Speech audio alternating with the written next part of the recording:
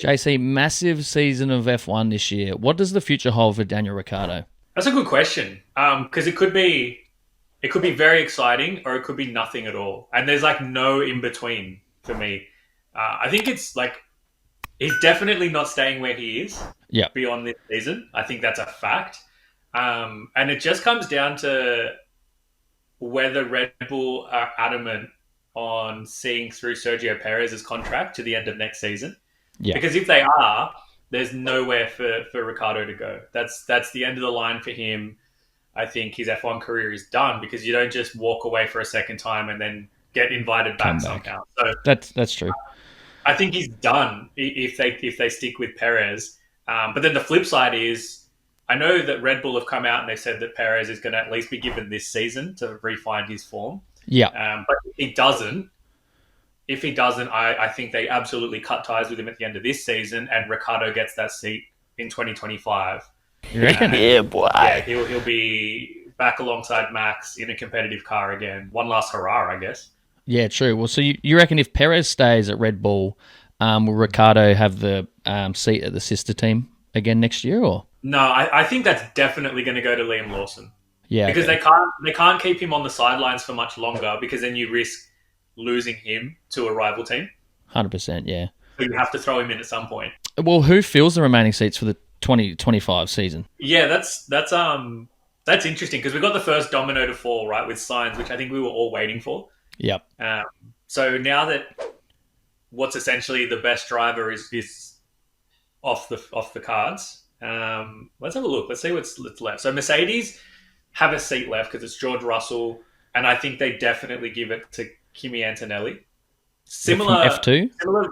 Yeah, from F2, yeah. Yep. Yeah. Similar reason to the RB Racing situation where they have to give it to Lawson, because if they don't give it to Antonelli, there's a chance that another team is going to go and take him off their plate. So I think that's too much risk for them.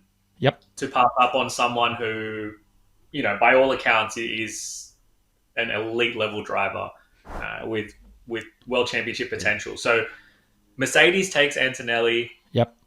I think. Oh, we've already said Lawson. I'm certain Lawson will take the other RB Racing seat with Tsunoda. Yep. I think Alpine's the really hard one.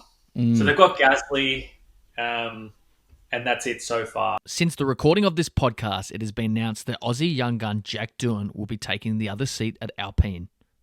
Just seeing who else is even left there. So Hulkenberg's gone to kick, and they don't have a second driver. Correct. Yeah, that's the only other one is the kick Sauber, or they'll be Audi in 2025, right? I assume that's what they're going to go by. Yes, that's right. Yeah, which will be exciting. And so Binotto returns there, so the old Ferrari pit boss. Yep. I don't know what that means in terms of filling that seat. Like, does he try and go for someone who he has a relationship with already? I think it's the end of the line for Zhou, much the same as it was for Logan Sargent. I don't think he's going to get another seat. Yeah, he's done, I think. And where's Behrman come from? The Ollie other Behrman Haas driver. Yeah. He's one that would make a lot of sense in that Audi seat, given that he has had the relationship with Ferrari. Yeah. Had a relationship with Binotto as well. Right.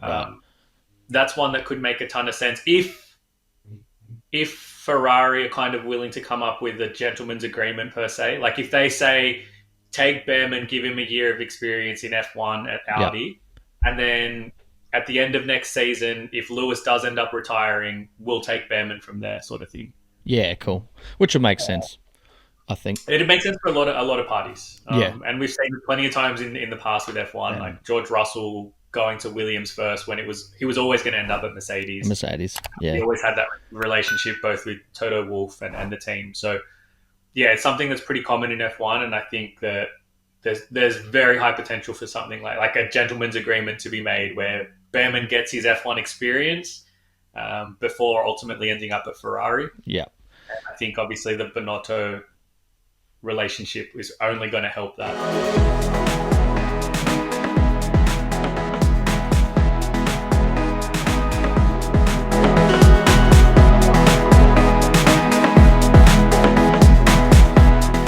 What are you prepared to lose today? Set a deposit limit. For free and confidential support, call the number on the screen or visit the website.